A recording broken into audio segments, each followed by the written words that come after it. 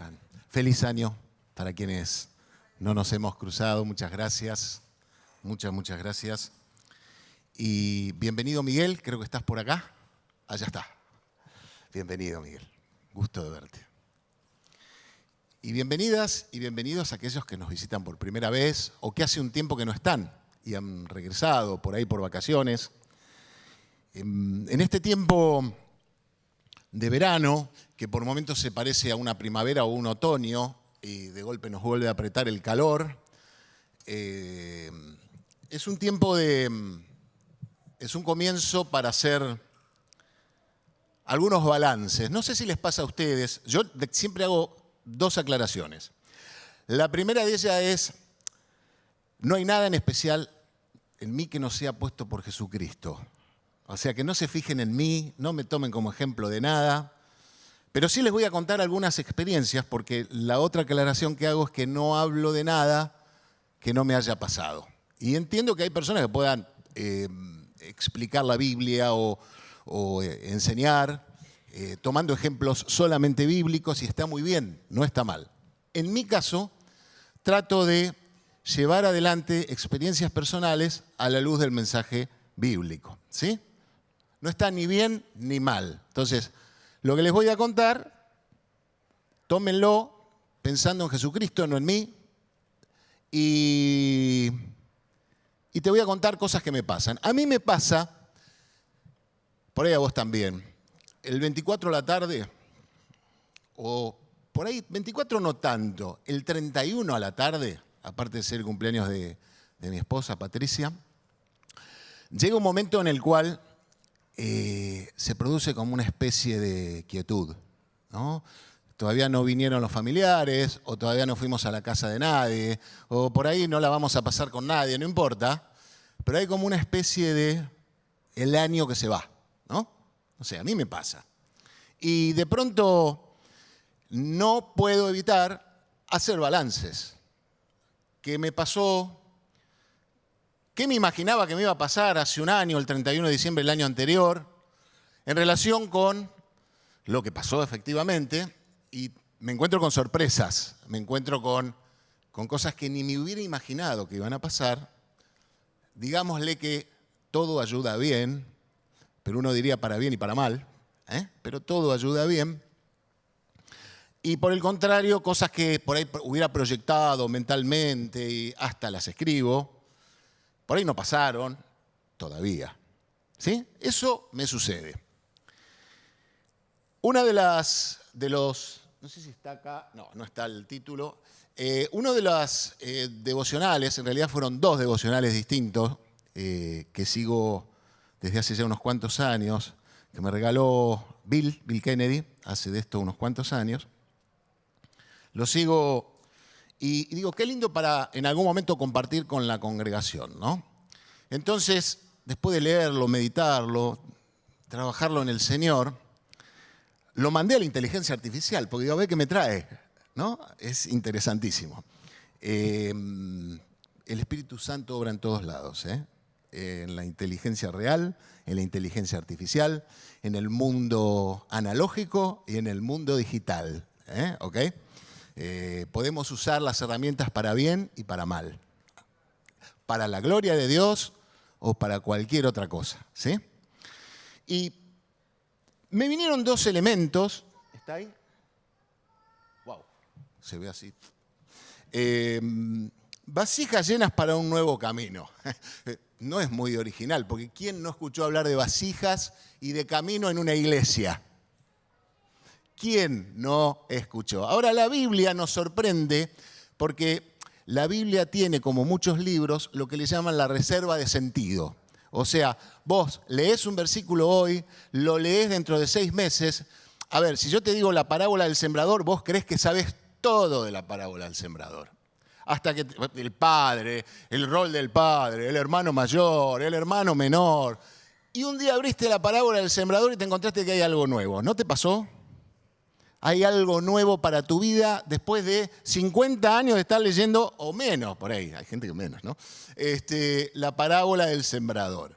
Es decir, esa reserva de sentido aparece constantemente porque la Biblia es palabra de Dios y es vida en el Espíritu Santo. ¿Amén? ¿Quién dice amén a esto? Amén. Entonces, voy a tomar la segunda palabra, el camino, y me voy a ir un poquito de tema y espero volver, espero que no se duerman, que no se aburran. El camino, pero no un camino como la ruta, que vas con el auto y que más o menos, si no te pasa nada raro, llegás, ¿no? Pasan cosas, obviamente. El camino como un elemento de construcción de sentido. ¿Sí? ¿Esto qué es?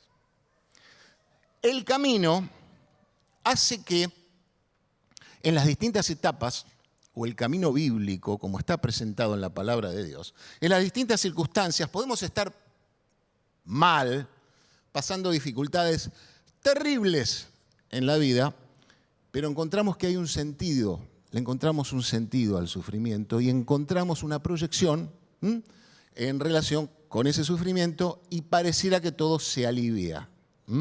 No se alivia necesariamente, pero en nuestro interior ese camino nos lleva a un lugar de decir, mirá, estoy todos los días levantándome a trabajar para.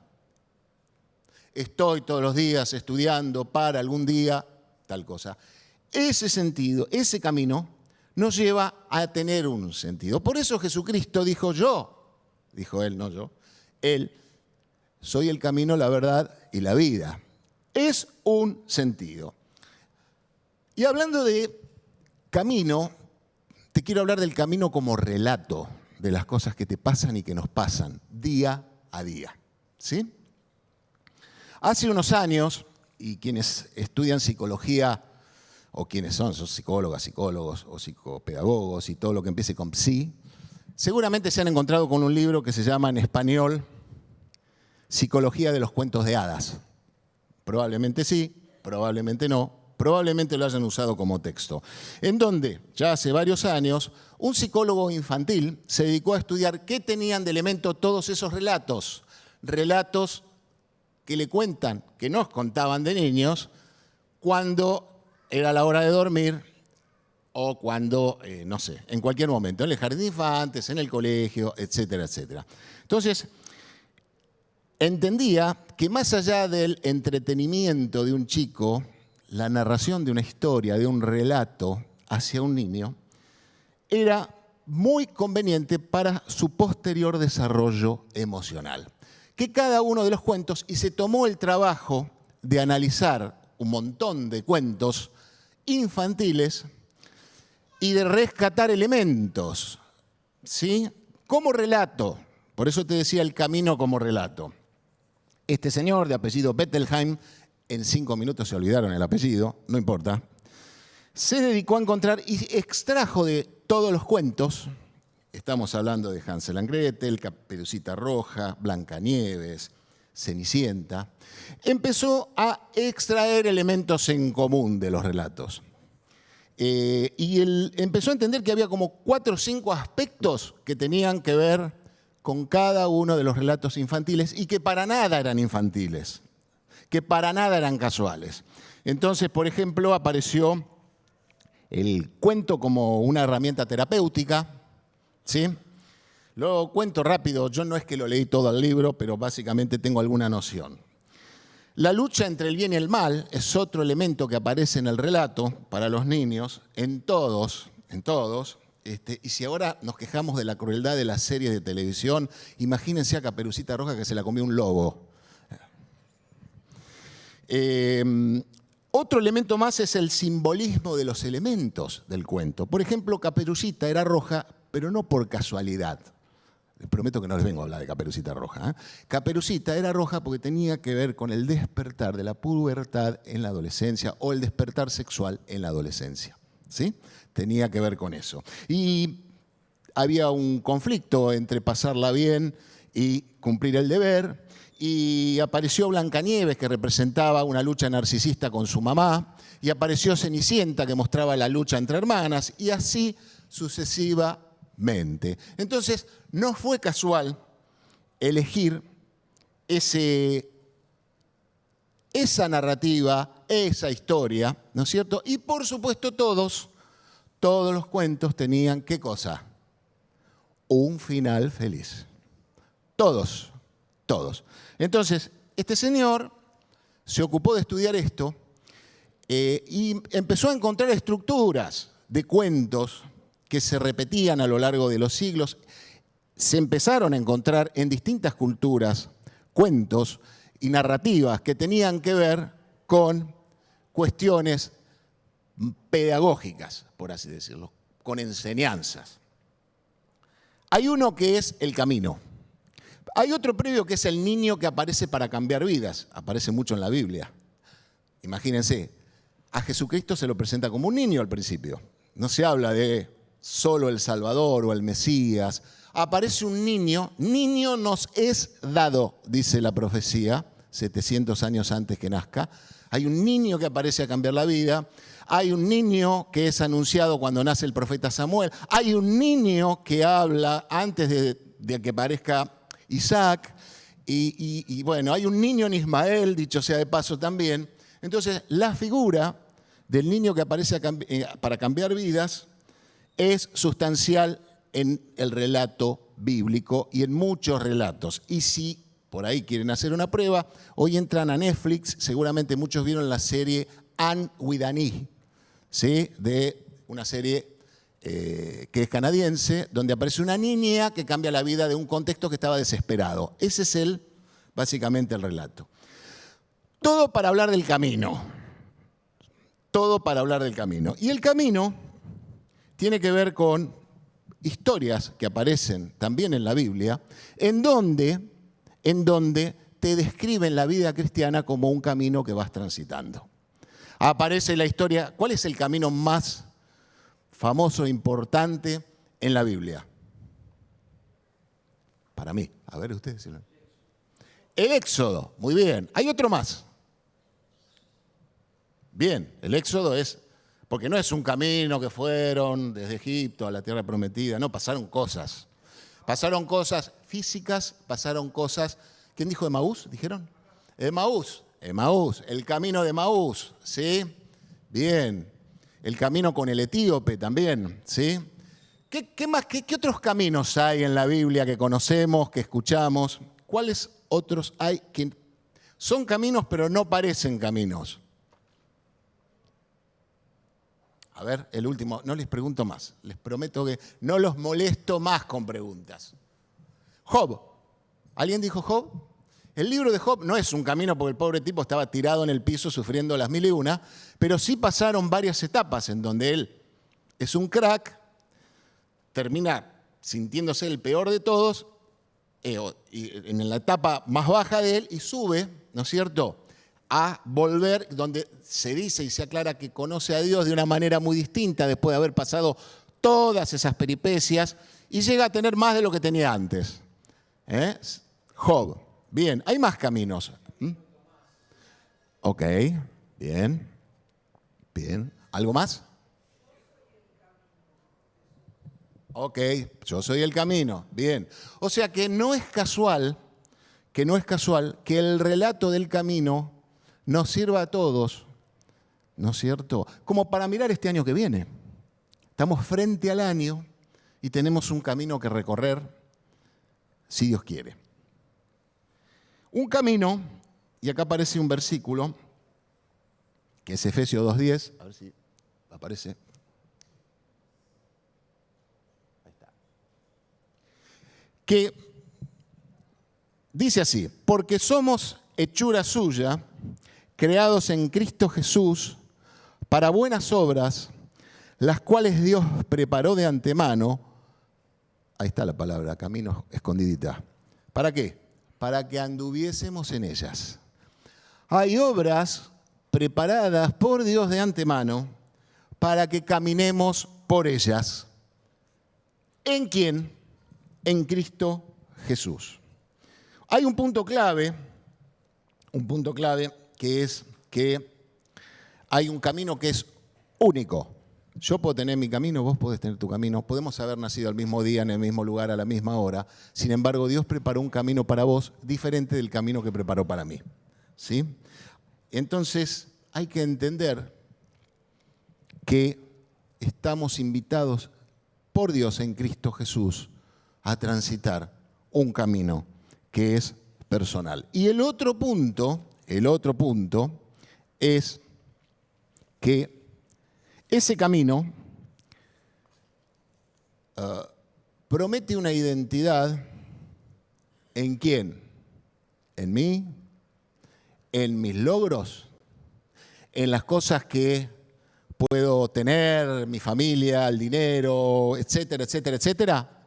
No, en Cristo Jesús. En la persona de Cristo, cuanto más cerca estemos de Él, más nos sentiremos identificados, más va a validar nuestra identidad, más sentido va a tener lo que hacemos. ¿Amén? Amén.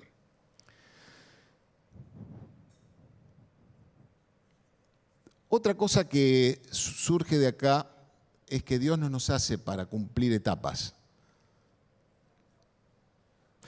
No te hizo a vos, no me hizo a mí, no hizo a ninguno para cumplir etapas. Es decir, bueno, llega una edad, curso el jardín, la primaria, la secundaria, formo mi familia, voy tachando cosas en mi lista, como le dicen los americanos, el to-do list. Nos hizo para buenas obras en la presencia de Cristo. ¿Amén? Para buenas cosas. O sea, Dios no hace basura, como en algún momento leíamos. Dios nos construye.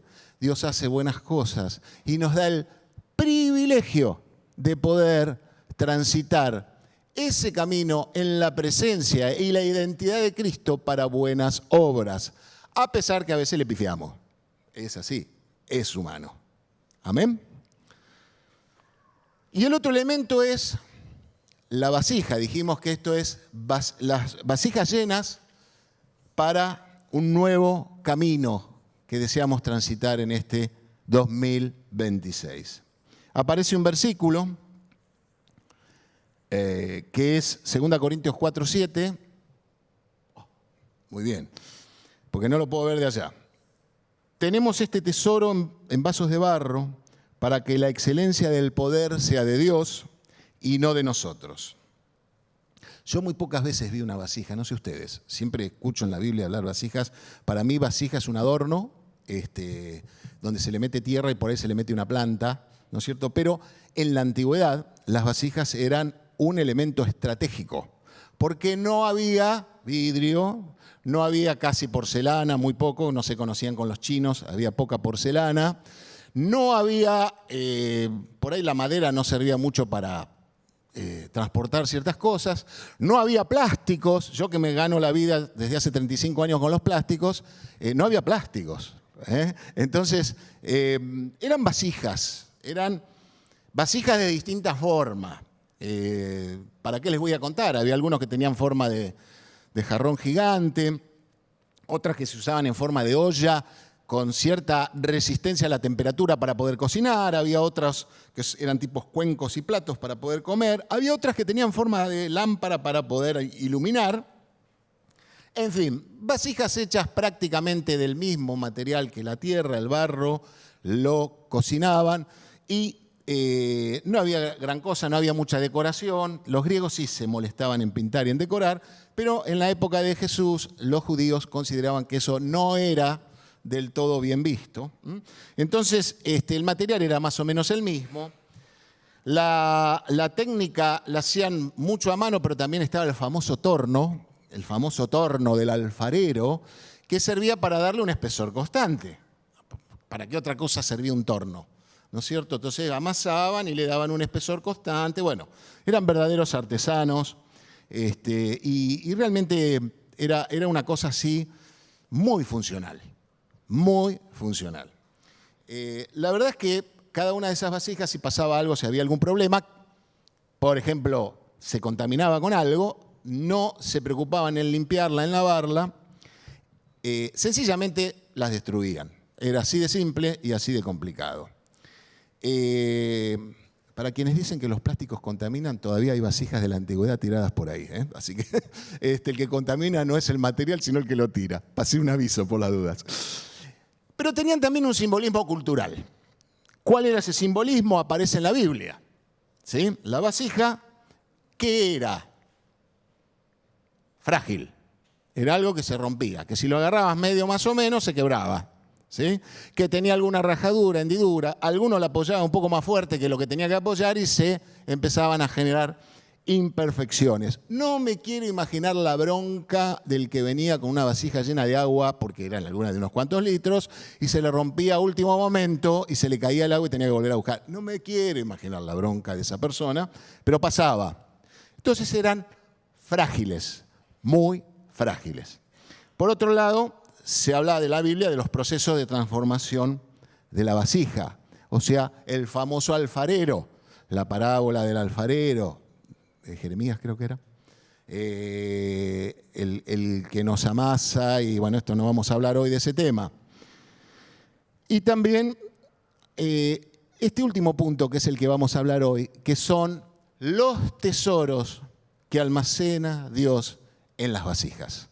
La vasija no era importante en sí mismo, como recipiente, sino por lo que traía adentro. No era lo mismo agua que aceite, que combustible, que también era aceite, o algún otro líquido, por ejemplo el vino, ¿sí?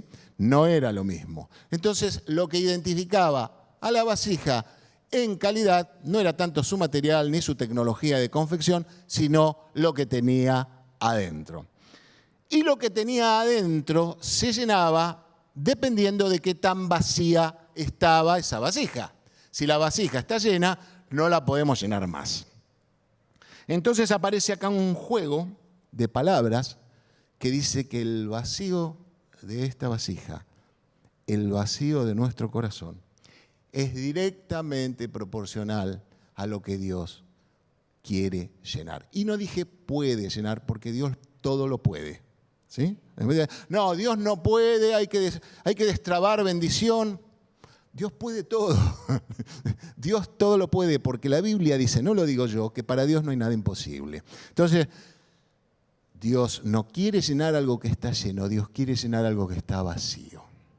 Entonces, a lo largo del año, nos pasa que nuestra vasija tiene agujeritos, rajaduras, vamos perdiendo, se va yendo, va llegando, no necesariamente el año empieza el 1 de enero y termina el 31 de diciembre, para nosotros mentalmente.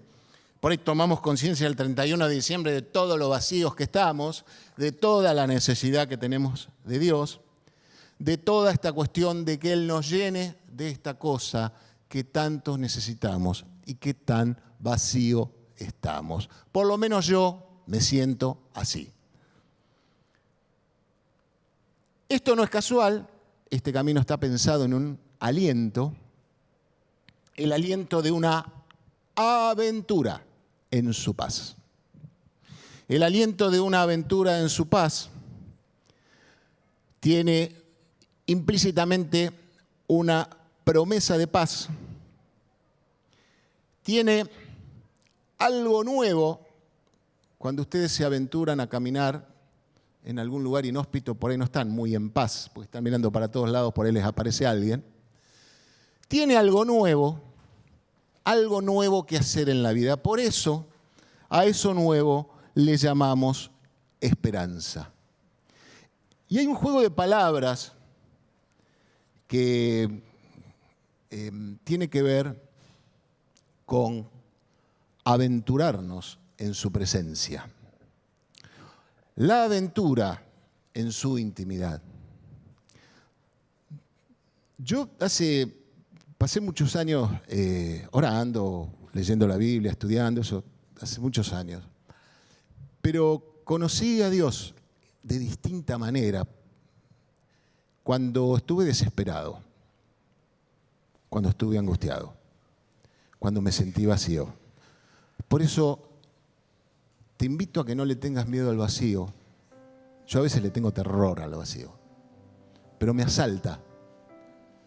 Y ahí es donde se destraba la conciencia de aventurarme en la persona de Dios, en la persona de Cristo. Por eso esos 31 de diciembre, cuando parece que todo cae, parece que todo quedamos en la nada, es el momento donde tomamos, por ahí a vos te pasa el 2 de enero, no sé, qué sé yo, pero es el momento en que entramos en la conciencia de que necesitamos ser llenos, de llenar nuestro vacío con su presencia, con su paz, de llenar nuestros miedos con su amor, de disfrutar